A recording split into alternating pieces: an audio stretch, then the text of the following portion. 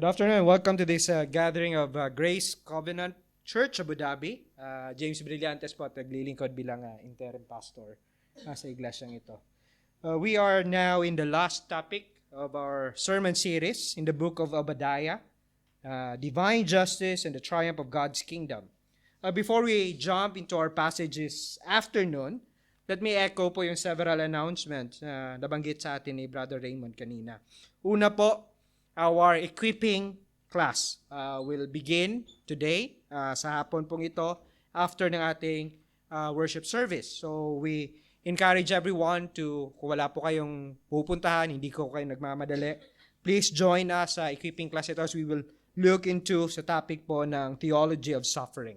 So ito po yung aralin natin and God willing this would be starting this month up to the month of October. So this is 11-week na class. So join us sa sa topic na ito. This would greatly help us as we understand po yung biblical understanding ng suffering. Suffering po is part ng Christian life. So it is imperative po for us to know kung bakit may ganitong bagay o bakit dinisenyo tayo ng Panginoon to undergo sa ganitong buhay. Second po, next week we will start and continue our sermon series on the book of 1 Peter, letter to the suffering exiles. So paglilingkuran po tayo ni Pastor Irvin, yan po yung natin sa kanya, yung regalo natin sa kanya sa pagbabalik niya. He'll be serving us sa chapter 3 verses 1 to 7. So be here, most especially to those who are married and planning to get married. This passage will help us understand po yung what biblical marriage looks like. So it would inform us yung understanding natin, most especially sa mga kalalakihan po natin as you lead as leaders po ng ating pamilya. And lastly, on June 10, 8 to 9 p.m., we will have our online prayer meeting. So we believe po sa iglesyang ito that prayer is essential. And as God's people, we are called to be a praying people. Kaya amin kayong inaanyayahan to join us on this online prayer meeting event. So yung link po natin, I believe, na send ko na po sa kay Brother Romel. And Brother Romel will share it sa group po natin this coming days. A few Sundays ago, after po ng long and busy week po namin, nag-decide po kami bilang pamilya, asawa ko at dalawa kong anak, na manood po ng movie sa Netflix. And there was this movie called Swap. I don't know kung ilan sa inyo yung nakapanood nito, pamilyar sa movie na ito. And the story is about a valley and sinira po ng firewolf who wanted to spread fear and terror throughout the land. And there was this little woodland creature na yung pangalan po niya si Ollie. Tawag po sa kanya isa Puku. Yung po yung and meron siyang kaibigan na bird naman na yung Javan bird na yung pangalan po is si Ivy. What first sworn enemies. But because of this one incident, they were forced to walk a mile in each other's shoes. And through that experience, they became friends and eventually fought against sa firewolf na ito and leading to the restoration of the valley to its former beauty. So in many ways, mga kaibigan, our passage this afternoon sa Obadiah 19 to 21 points us to a greater restoration. The restoration is far more greater because yung restoration, it is the restoration of God's people under His rule and consummation of His kingdom where true peace and true righteousness reign. Mga kaibigan, with so many things happening right now that disturb po yung tinatawag po natin na peace, where do we place our ultimate hope for lasting peace? For lasting restoration. At yung sinasabi po natin na true change. Saan ba nakaangkla ito? Saan natin inilalagay ito? Our main point this afternoon is this. God rules and restores His people in His kingdom through Christ the King. God rules and restores His people in His kingdom through Christ the King. And I have divided po yung passage natin into two parts. Una po, verses 19 to 21, makikita po natin yung restoration, the restoration. And the second part, in verse 21, titingnan po natin yung the rule of God. So, the rule of God, which will cover verse 21. So, let's begin with our first point, the restoration. Let's read po yung verses 19 to 20. Sabi po dito, those of the Negeb shall possess the Mount Esau, and those of the Shephelah shall possess the land of the Philistines. They shall possess the land of Ephraim and the land of the Samaria, and Benjamin shall possess Gilead. The exiles of this host of the people of Israel shall possess the land of the Canaanites as far as the Zarephath, and the exiles of Jerusalem who are in Sepharad shall possess the cities of Negeb. So, last week po, nakita po natin kung paano po ginamit ng Diyos ang judgment ng Edom bilang preview o example para po sa kanyang hatol para sa lahat ng bansa. O yung, kumbaga, naging model sila sa kanyang judgment to all nations. Yun po yung nakita natin. At naiintindihan po natin na yung day of the Lord po doon carries two different meanings or two different ideas depending po sa mga recipients. Whether one is God's enemy, or yung isa naman is God's friend or God's people. For God's enemies, of course, yung day of the Lord, it means judgment. While if you are under the rule of God, or you are God's friend, or you are God's people, it means deliverance and restoration. And here, in verse 19 to 21, makikita po natin yung continuation ng deliverance aspect na po na ito. Yung deliverance and restoration na aspect po ng day of the Lord. In verse 18, nakita natin how God promised to deliver His people. Ayun po yung napansin po natin na ginamit ni Kuya Alon is yung victory na yung deliverance yun was shown, yung victory po ng mga tao ng Panginoon.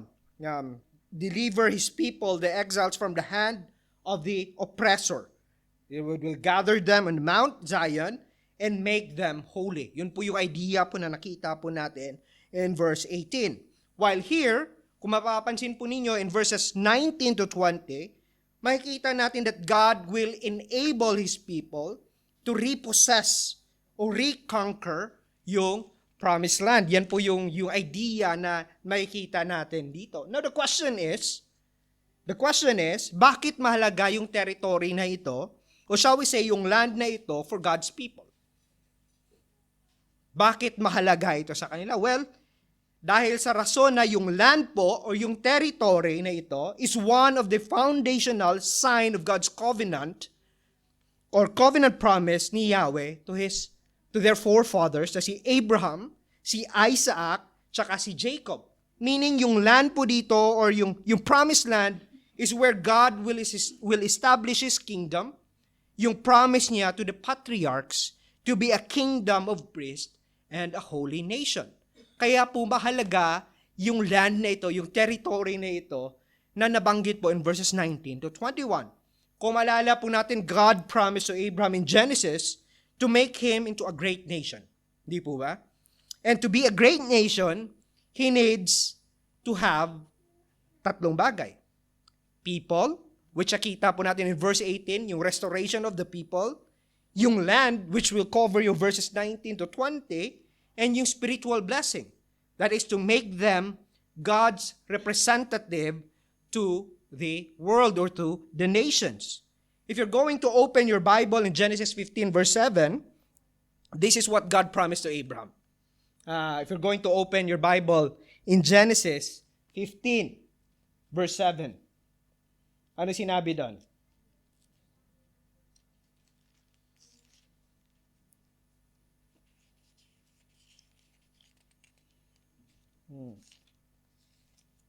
Yeah. Sabi po dito, and he said to him, I am the Lord who brought you out of Ur of the Chaldeans to give you this land to possess. And if you're going to jump in verse 18, ano naman yung mapapansin natin dyan? Ano sinabi ng Diyos dyan? After He established yung covenant na ito. Sabi niya kay Abraham, to your offspring, I will give this land from the river of Egypt to a greater river of Euphrates, which covers po yung buong Canaan o yung buong promised land. And after many years, reiterate ito ng Diyos sa kay Jacob. Kung maalala ninyo ang Genesis 28 verse 14, kung saan si Jacob was fleeing sa kanyang kapatid na si Esau, going to Laban na kanyang uncle. Kasi sinabi ni Rebecca, pumunta ka muna doon sa mga kamag-anak ko. Kasi yung kapatid mo is going to kill you. And ito po yung naging prophecy ng Panginoon sa kanya. Sinabi sa kanya yung Panginoon on a dream. Yung ladder, kung naalala ninyo yung Genesis 28 verse 14. Sabi doon, to your offspring, this is Jacob, God is speaking to Jacob, shall be like the dust of the earth, and you shall spread abroad to the west, and to the east, and to the north, and to the south, and in you, in your offspring, shall all families of the earth shall be blessed. And this is the reason why if you observe po yung 19 to 20, God through Prophet Obadiah intentionally repeated po yung word na possess or possess the land, or in Hebrew, that is yarash. Yan po yung intention yan. Dahil ang verb na possess na ito is always linked to God's covenant promise to Abraham. To God is reminding these people who are in exiles, robbed in the comfort of their own land, that God will restore them in the promised land. Ito po yung makikita natin. And if you are an exile that time, this is a message of hope. Because it answers po yung theological question nila, and the same question po na tinanong po natin the beginning of this series. Kung naalala po ninyo yung nabanggit ko nung first series po natin. Nung first part pala ng Obadiah. Yung katanungan po doon, does God cares for us? Nakikita ba niya yung ating mga affliction? Did He forget His covenant promise to us, or forget about us and abandon us in our misery? Yan po yung mga katanungan ng mga exiles ito while they are sitting in Babylon. Well, friends, these are the same questions that we often ask whenever we face various problems. Hindi po ba? Yung tipong, Lord, pinabayaan mo na ba ako? Nakalimutan mo na ba ako? Anak mo ako eh. But here, God is reminding them, and even us this afternoon, that we have a God who does not forget what He has promised to His people. He cares for us, and He will not abandon us in our misery. God is faithful. He is a covenant-keeping God. And we can trust this, mga kaibigan. Yet, kung titingnan po natin, there is another aspect sa word na possess po dito, o yung yarash na Hebrew na word na ito. Because it does not only imply God's faithfulness to His covenant promise, but yung another aspect mo ito, at the same time, it also describes and requires man's fidelity and his covenant, or man's fidelity to God at sa kanyang covenant. Meaning, it requires us of our faithfulness and obedience sa kanyang pinangako sa atin. Kung saan, most of the time, or even all of the time, this is where the exiles and even us falter. Or we fall short. Hindi po natin nagagawa ito. Kung titingnan po natin in their first conquest of the promised land, mabasa po natin in Numbers 34, that most of the names mentioned po sa passage po natin sa hapong ito are part po ng initial or original na allotment para sa 12 tribes. Kung maalala ninyo yung pagpasok nila ng Canaan. They are about to conquer yung Canaan. That is part of the allotment para sa mga 12 tribes. But one chapter before that, nung Numbers 34, ni-remind sila o binigyan sila ng warning ng Panginoon. In chapter 33, verse 55 ng Numbers. At ito po yung naging warning sa kanila ng Panginoon. But if you do not drive out the inhabitants of the land from before you, then those of them who you let remain shall be a barbs in your eyes, and thorns in your sides, and they shall trouble you in the land where you dwell. So that's the warning. And if you turn your book in the book of Joshua, during the first conquest nila sa Promised Land, ito yung pagkakadescribe sa kanila ng Panginoon doon. In Joshua 13, verse 13, sabi ng Diyos doon, "Yet the people of Israel did not drive out the Girgashites and the Maacathites, but Jeshur and Maacath dwell in the midst of Israel to this day." Kaya at the twilight po ng buhay ni Joshua, in his dying years, ito yung sinabi sa kanya ng Panginoon in 13 verses 1 and 2. "You are old and advanced in years, and there remains yet much land to possess." Kasi nakikita po natin yung problema nila dito. Although, during sa time ni David and ni Solomon, they almost took possession of all the areas ng Promised Land. Kung nabanggit doon in Numbers 34. They took possession of it, but it did not last. Mababasa niyo yan in 1 Kings chapter 4 verse 21. Now yung question is bakit? Bakit hindi ito tumagal sa kanila? Well, that is because of their infidelity. Their unfaithfulness. Unfaithfulness to God and to His covenant with them. And here's the thing now, mga kaibigan.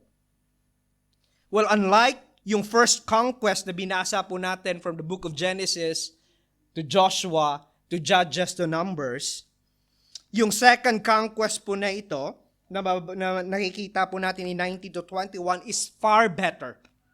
Because the scope na pinapakita po sa atin dito is more comprehensive and more complete. Paano? First, notice po kung paano niya sinimulan yung verse 19. At paano niya tinapos yung verse 20. Ano po yung makikita natin na salita dyan? That's Negev. That's correct. Which dito po, nagsimulang maglakbay yung mga patriarchs. Kung maalala po natin yung journey ng patriarchs, they started at Negev. So, this is a literary style na tinatawag po natin na inclusio o yung bookend, kung saan para siyang isang envelope na nasa loob po yung mensahe ng Diyos para sa kanila. So, it started with Negev and it ends with Negev. So, it's like an envelope at yung nasa loob po yung mensahe. At ano yung mensahe dyan? Na paulit-ulit. Ano yung salita na yung paulit-ulit? Possess the land, which is repeated po 6 times. Wherein, in verse 19, makikita natin dito na nakafocus po yung mga remnants within the kingdom. Kung mapapansin ninyo in verse 19. Yung sabi dyan, "Those of the Negev shall possess Mount Esau." So, nakafocus po dito ang mga remnants within the kingdom. Perhaps ito po yung mga remnants na hindi po nadala sa exile, or those Jews na natili po doon sa kanilang lugar, who are in Negev, which is lower part po if you have yung map po ng Israel, nasa baba po siya yan, banda. So, naandoon sila, nandoon na sila. And yung mga lupain po nila ay sinamantala o kinuha, sinamsam ng mga Edomites. Now here, sinabi ng Panginoon sa no, it will not last because you will take possession on the Mount Esau, which is farther south yan. So, yan po yung kanilang gagawin. Ang makikita po natin, a few verses back, that these people, yung mga Edomites were proud. Kung maalala ninyo yung mga preaching naman nakaraan, they were proud about their territory. Nasabi nila, we are impenetrable. Who can bring us down? Yan po yung pinagyayabang po nila. But here, makikita po natin that their territory will not be theirs anymore. But those remnants sa kanilang inape, yung sinamsam nila yung mga lupain, will encroach as well or will take possession ng kanilang kingdom. While those remnants naman from Shephelah, a place near Judah, Yung territory naman nila will extend towards westward. Ito po yung nasa gitna mismo. Yung una nasa baba, din yung mga remnants na nandoon pa rin, na natili, hindi nadala sa Babylonian na exile, will extend yung kanilang territory westward. To take possession po yung coastal side, yung malapit sa open sea, kung makikita ninyo, sa seaside ng Philistines. Part ng historical location po ng Gaza. Yan po yung kanilang makukuha. In the second line po ng verse 19, kung mapapansin po ninyo, there are those remnants naman who will possess the north side. Yung territory po ni Ephraim and its capital city na Samaria. Which kung maalala ninyo, yung Ephraimites, part po sila ng Northern Kingdom. Hindi po ba? Interesting po dito because this territory fell to the hands of Assyrian on 722 BC. Matagal na. But look at the promise here. Long before pa na sinako po ng Judah, before nangyari yung prophecy ni Obadiah, matagal na silang nawala sa kanilang territory. Meaning, yung interesting po dito, kasi yung style po ng mga Assyrians, once na they conquer a nation, or yung isang kingdom, yung ginagawa po nila, yung nasako po nila, kinakalat nila yan sa ibang dako ng kanilang kingdom. At yung pinapalit nila sa kingdom na kanilang nasakupan is all foreigners.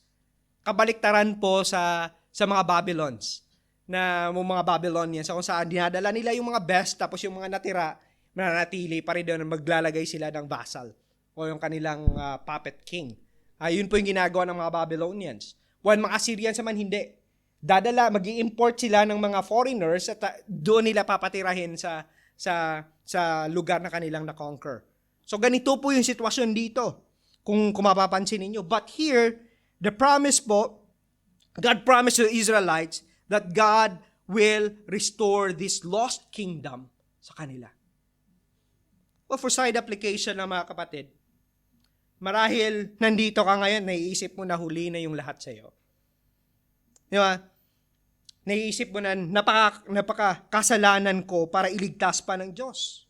At baka dahil sa kasuklam-suklam na mga kasalanan ko na ginawa laban sa Kanya, hindi na ako mapapatawad ng Panginoon. Pero kung titingnan po natin yung passage natin sa hapong ito mga kapatid, God has given them, these people, given them lots of warnings. Maraming warnings yung binigay sa kanila ng Panginoon, yet, nagrebelde pa rin sila. Nagsamba sila sa mga Diyos-Diyosan. Ngunit, sa kabila niyan, dahil sa habag at grasya ng Diyos, ibinalik pa rin sila ng Diyos sa kanilang territory. Hindi lang sa kanilang territory, but to His own self, and under His care, and under His protection. Mga kaibigan, ganito din ho sa atin. God can, and He can restore you to His own self, that because tayo po ay may kakayanan na lumapit sa Kanya, but because of His determined will, of His grace and mercy, sa Kanyang grasya po, pwede niya tayong i-restore sa Kanyang sarili. Kaya I urge you to pray to God and earnestly hope that God would grant you a saving faith. If nandito ka ngayon at wala ka pang personal na relasyon sa Kanya, God can restore you, can redeem you sa Kanyang sarili. God can give you a saving faith even sa mga mahal natin sa buhay na matagal na ho nating pinagpipray. God can restore them. O mga kaibigan po nating matagal na nating sinesera ng gospel.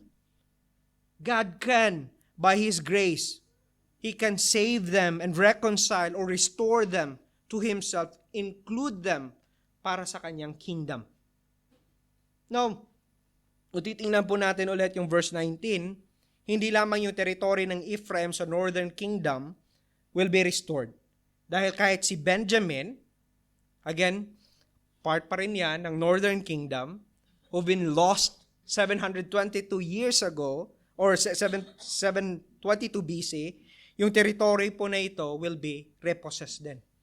and will expand to the Jordan or Transjordan aside. So meaning, kaya po nasabi natin kanina, more comprehensive and more complete yung gagawin na restoration ng Panginoon dito. Now, from the remnants, yung verse 20 naman nakafocus naman sa mga exiles who will repossess yung kanilang lands. Kung verse 19, yung doon yun sa message sa mga natira doon sa Canaan, yung verse 20 naman is for those who are outside the Canaan. Kung mapapansin po ninyo yung first part ng verse 20, it is addressed to the exiles of the northern kingdom o yung Israel who were scattered, they were integrated sa iba't ibang kultura and nation. But here, God will gather them again and repossess the whole Canaan, stretching their territory toward Zephath, o yung tinatawag po natin ngayon na modern Lebanon. While the second part of verse 20 are addressed to the southern kingdom. Ito po yung mga Jerusalemite. From Sepharad, which is sinasabi po ng mga scholars, ito po is yung Spain. O same sa mga taga-northern kingdom, sabi nila, they will return as well and repossess po yung city of Negev, yung lower part ng Judah. But the question is, what does it mean for us? Sa lahat ng ito, yung names, yung repossession, lahat na ito, what does it mean for us? Dahil kung titingnan po natin yung history, we can see a little glimpse of this repossession of the land during the time of Ezra and Nehemiah. And perhaps even more beyond that, you might even look at Israel today and masasabi po natin na parang hindi naman ito nangyari. Or would say na baka na-fulfill na ito. But mga kaibigan, yung point po ng passage natin sa hapong ito is this. That these are just glimpses for us of a better, more comprehensive, more complete na restoration that God will bring when Christ returns. Ito po yung point ng verses 19 to 21. These are just glimpses for us of a better and more comprehensive, more complete na restoration that God will bring when Christ returns. Ito po yung hope natin. Ang passage po natin points us to a better land, points us to a better territory, a better city, not only flowing with milk and honey, tulad ng promised land, but one that is dazzling and shining with the very glory of God Himself. May kita po natin yan in the book of Revelation. Revelation 21. It talks about yung far better na restoration. And even, kung titingnan po natin, even the patriarch, Abraham, who is the first recipient po ng covenant promise na ito, longed to see yung restoration na ito. He longed to see it and was looking forward to it. Listen to sa sinabi po ng author ng Hebrews 11 verse 10. Ano pong sinabi niya dyan? Sabi doon, for he was looking forward to the city that has foundations, whose designer and builder is God. Well, in like manner, friends, we should look forward to and long for a city as well, whose foundation is unshakable, whose designer is incorruptible, and whose builder and creator is the creator of all things, the one who created the world by His word, and that is our God. Ito po yung point na passage atin. Our passage is pointing beyond sa earthly kingdom. Mga kaibigan, isang magandang paalala po ito sa atin, not to place our ultimate hope, our joy and satisfaction in earthly, temporal things. Friends, God has promised us in Christ more than what Abu Dhabi or UAE can offer to us. More than what your job can provide for you. More than what your family and your relationship can give you. Grace Covenant Church, God has designed a city that is far superior, far more excellent, far more advanced, and more magnificent than any city sa makikita po natin sa mundong ito. So I encourage you, don't settle for anything less than what is eternal, than what God has promised sa kanyang salita para sa kanyang mga anak. Marahil nandito ka ngayon nagtataka o nagtatanong kung paano naging posible ito. Since we are not a physical descendants of Abraham, how can we have the same claim as this sa mga Jews na ito, sa mga recipients na original recipient ng Obadiah na ito? Well, that's a very good question and I'm glad na nagtanong po kayo. And I encourage you to open your Bible in the book of Galatians chapter 3 verse 29. And si Apostle Paul po is great help po in answering po yung question na ito. Galatians chapter 3 verse 29.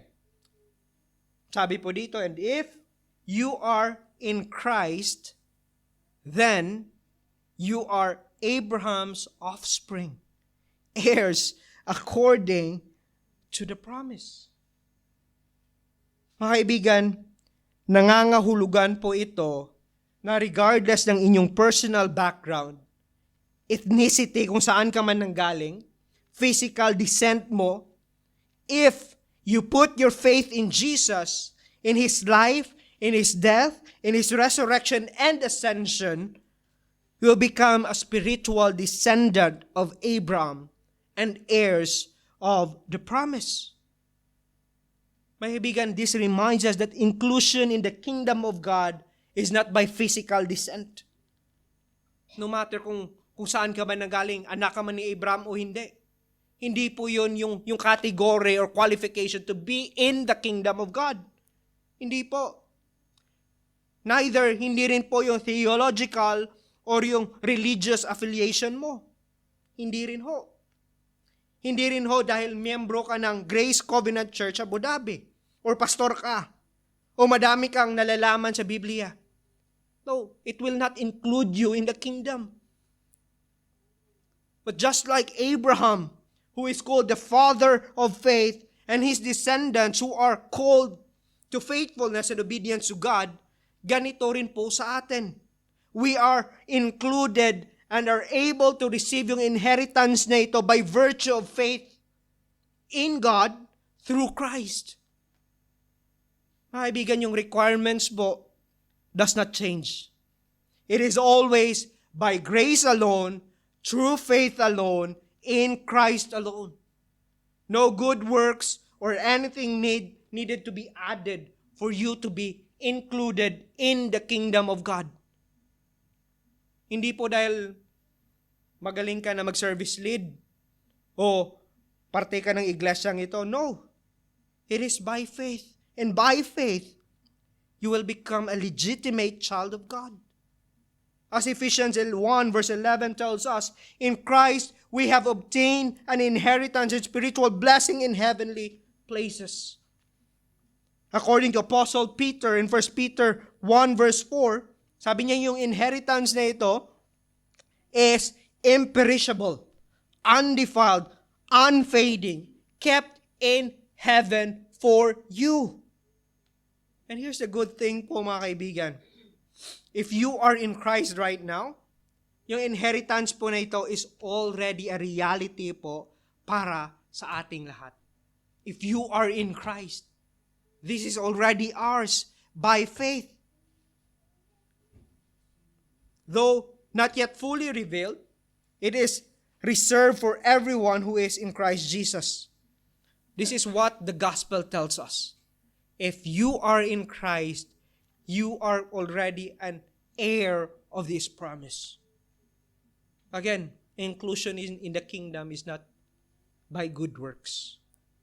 It is not by religious or theological affiliation. No. It is by faith alone, in Christ alone. It is by grace alone.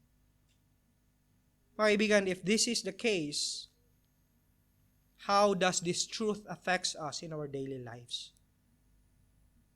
How does it shape our perspective and our confidence in Christ when we face crisis sa ating mga trabaho.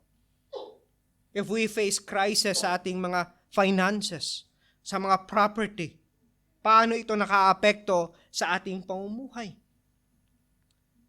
Tulad po ng mga exiles during the time of Prophet Obadiah, we too can look forward to that inheritance.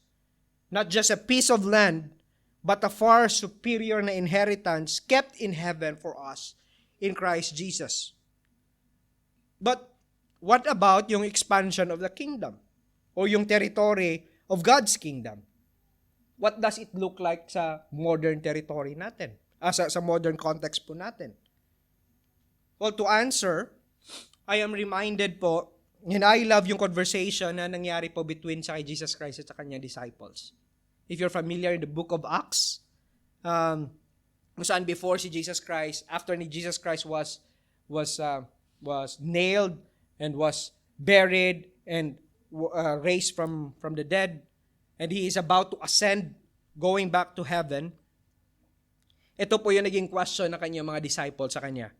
If you're going to open your Bible in Acts chapter 1, verses 6 to 8. Acts chapter 1, verses 6 to 8. And his disciples were asking to Jesus this time.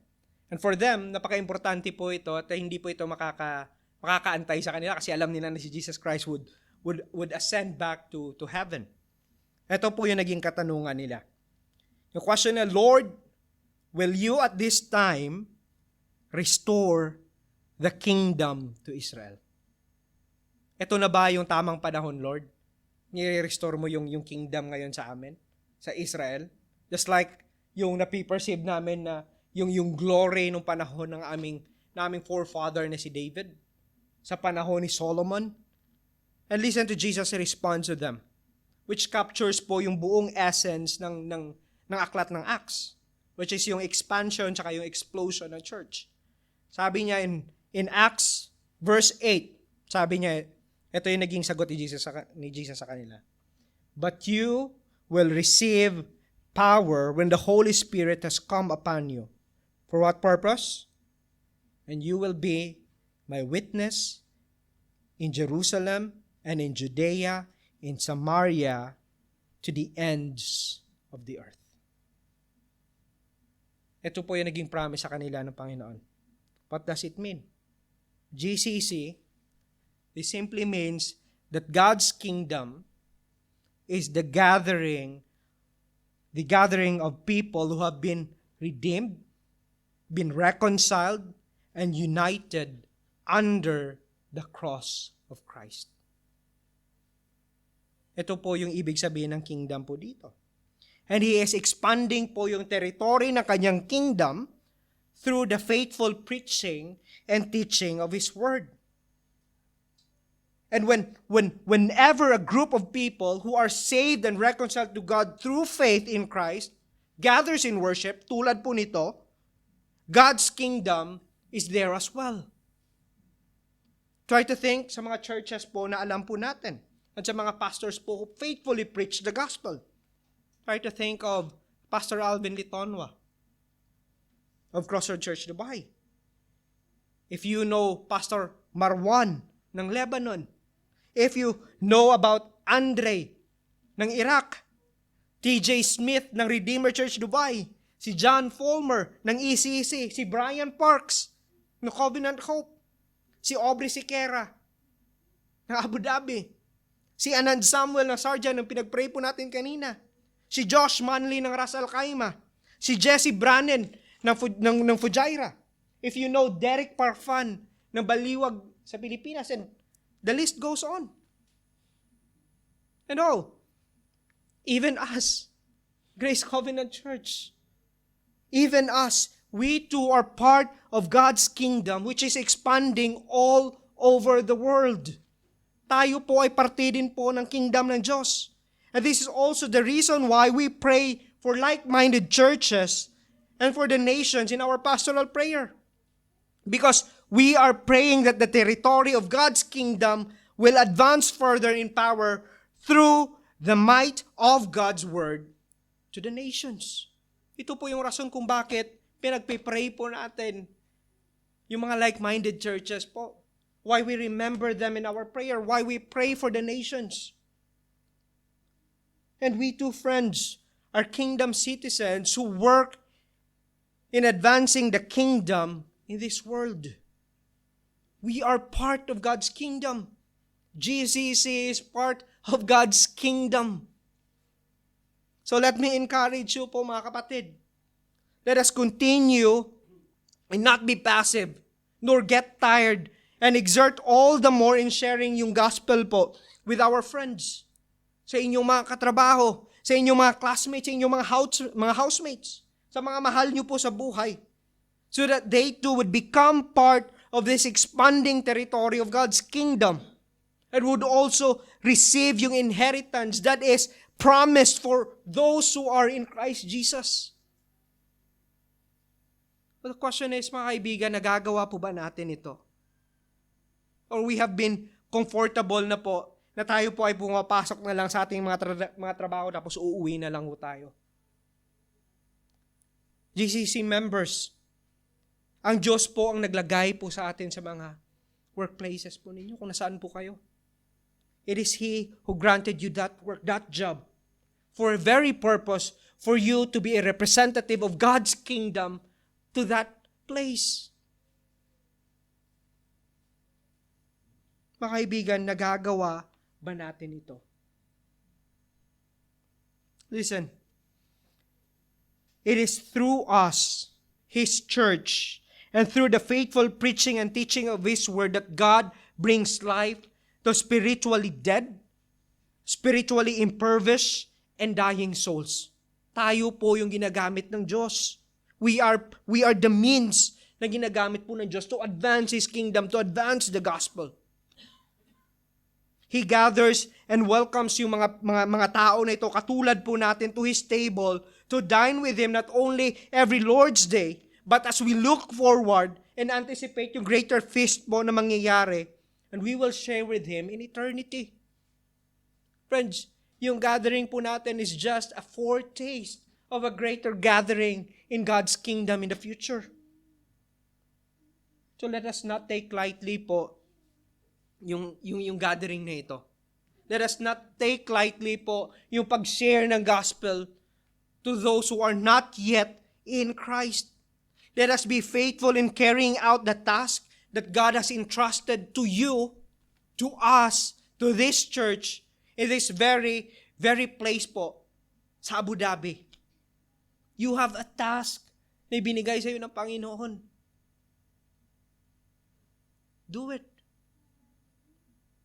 The question is, what is our assurance that this new conquest and repossession po ng land na sinasabi po in verses 90 to 21, or yung territory of God's kingdom will last and be successful this time, unlike po ng first conquest of the promised land, which they fail. Dahil po, they cannot keep yung covenant ng Diyos sa kanila. What is our assurance? Well, to answer that, because God Himself will establish His rule, which is our second point. Tingnan po natin yung second point po natin. The rule of God. Let's read verse 21.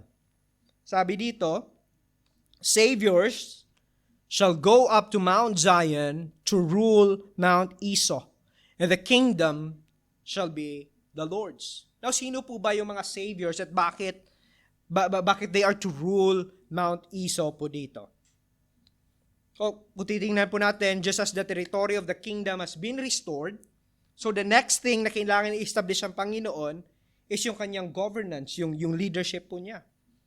And yung rendering po ng NIV po dito sa salitang saviors with small s, or yung paggagamit po ng NIV ay deliverers, or in Hebrew, Yasha. Yung work po nila, as indicated po ng noun na pangalan po na saviors or deliverers, yung work po nila is to rescue, to persevere, to judge, or to exercise justice, and to keep yung mga tao, yung people of the kingdom safe. They are also to be model and lead God's people in upright kind of living. They are to keep the law or the word of God or word of Yahweh in the midst of the nation. They are to lead po yung life that reflects yung fidelity, yung faithfulness, yung loyalty sa Diyos.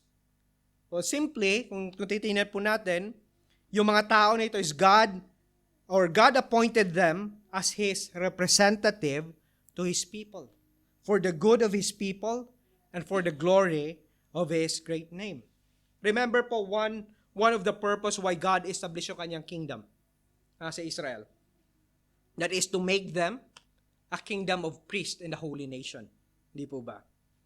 And yung work po ng saviors dito ay isang reminiscence ng work po ng mga judges. Sa aklat ng Judges. Kung saan makikita natin how the Lord raised up yung mga saviors na ito, small saviors, representative niya, deliverers to deliver His people from the dominion of enemies and to restore back yung worship ni Yahweh. Remember that every time na yung Israel o yung mga Israelites fall into sin, yung kanilang worship is also polluted with wrong posture of worship then. But every time when God restore or when they call out to God to deliver them, God would raise up a savior, a deliverer, or a judge. And yung role po ng judge is not only to protect them, but to restore yung worship, yung true worship sa kay Yahweh. For example, in Judges 3 verse 9, makikita po natin doon.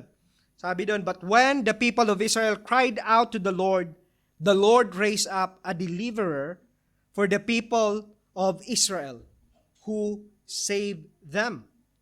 While yung Mount Zion naman po dito, does not only represents God's dwelling place or yung presensya niya with His people.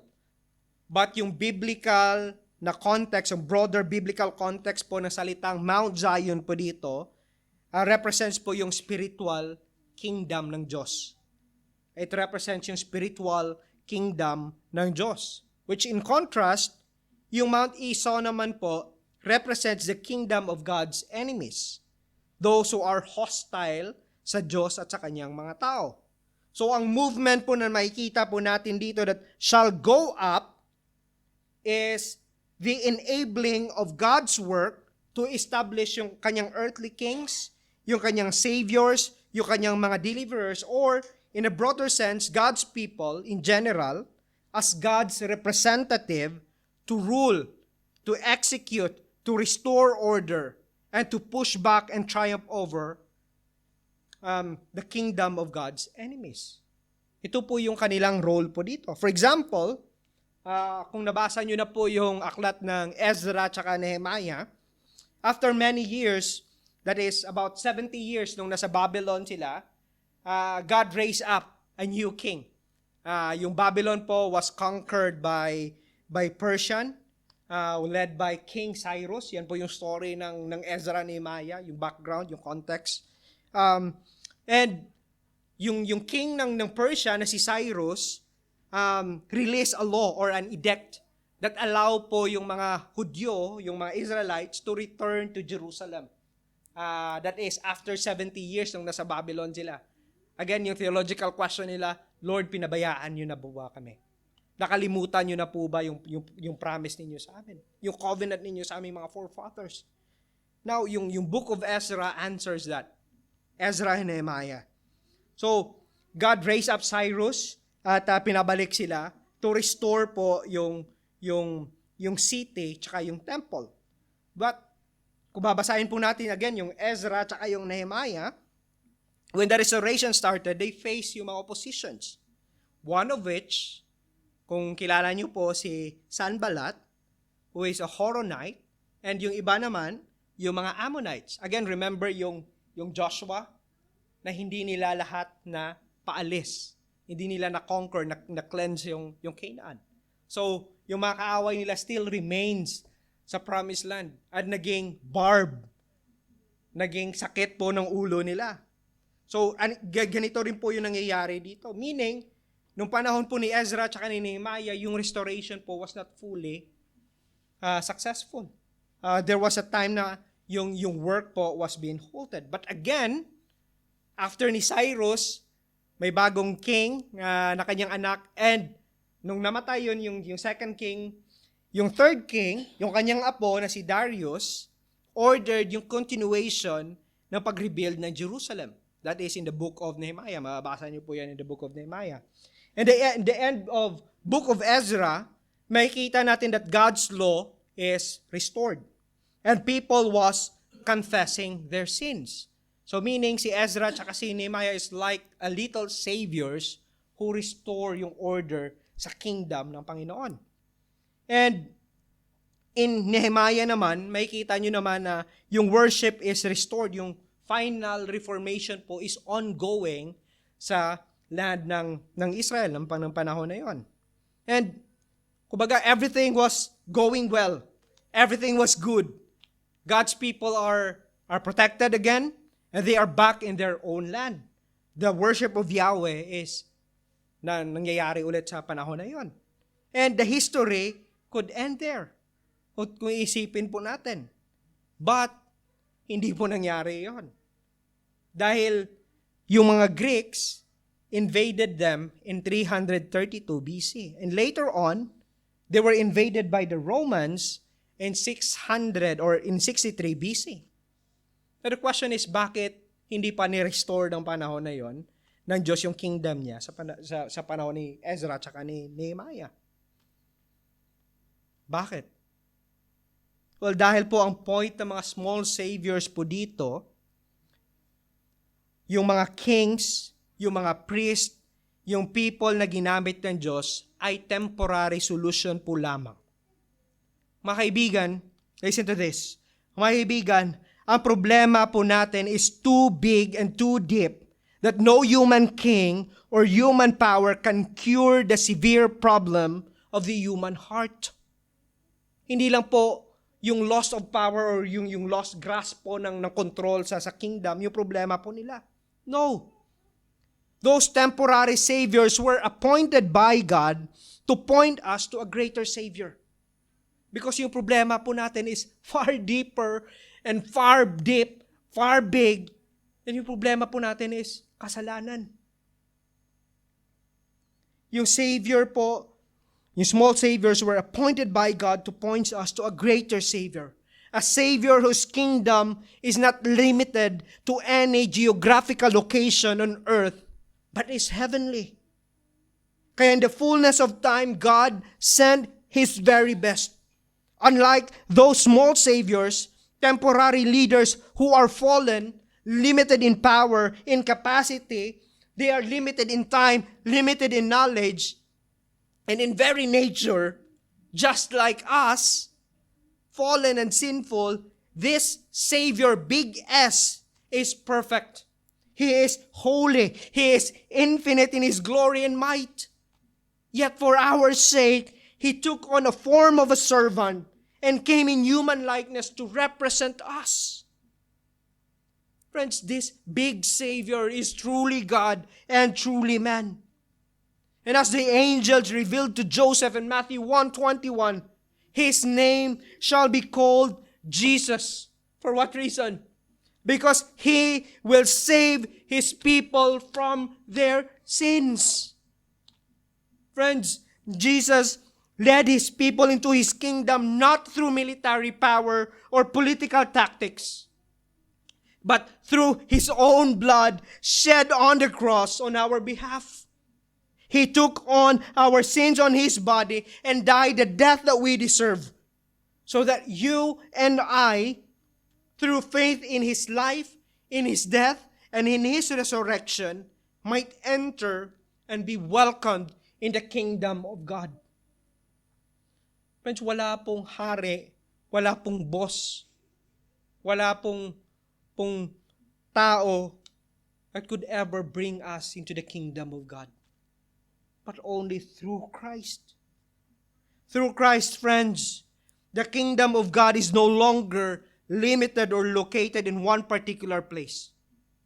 But the kingdom is spread across all places where people come under the lordship of Christ Jesus, our Savior. And through the church, God's rule and His dominion are being displayed and exercised in every corner of the world. And if you are here, friends, at wala pa po kayong relationship with Christ, if you place your faith in Him, you also become part of God's kingdom. Mga kaibigan, there is no middle ground po dito. It's either, yung pagpipilian nyo lang po is either na citizen ka ng kingdom ng Diyos or citizen ka ng kingdom ng kaaway ng Diyos. Wala pong middle ground po dito. So I urge you to repent of your sins and place your faith in our Lord Jesus Christ, our Savior. And here's the thing, friends. Every time that we bring to the world yung gospel po, we too act as a little saviors. We become deliverers then. Not in the ultimate sense, but we become an instrument of God's saving work. Meaning we are transferring those who are in the kingdom of darkness into the kingdom of light. Yun po yung ginagawa natin, that every time we preach the gospel to them, we are allowing God to use us as an instrument to them for them to be reconciled sa Diyos po natin. Oh, marahil po, nandito po kayo ngayon and you feel frustrated with the current events na nangyayari ngayon sa mundong ito.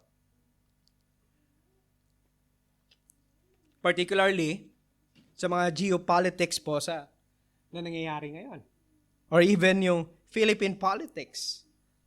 Or yung mga social issues po, to a point na hindi na po tayo nakakatulog. It put us strain sa ating mga relationship with others. Sa ating mga kaibigan, mga mahal natin sa buhay. May mga personal opinions po tayo when it comes sa politics na nangyayari ngayon sa Pilipinas. But let me remind us.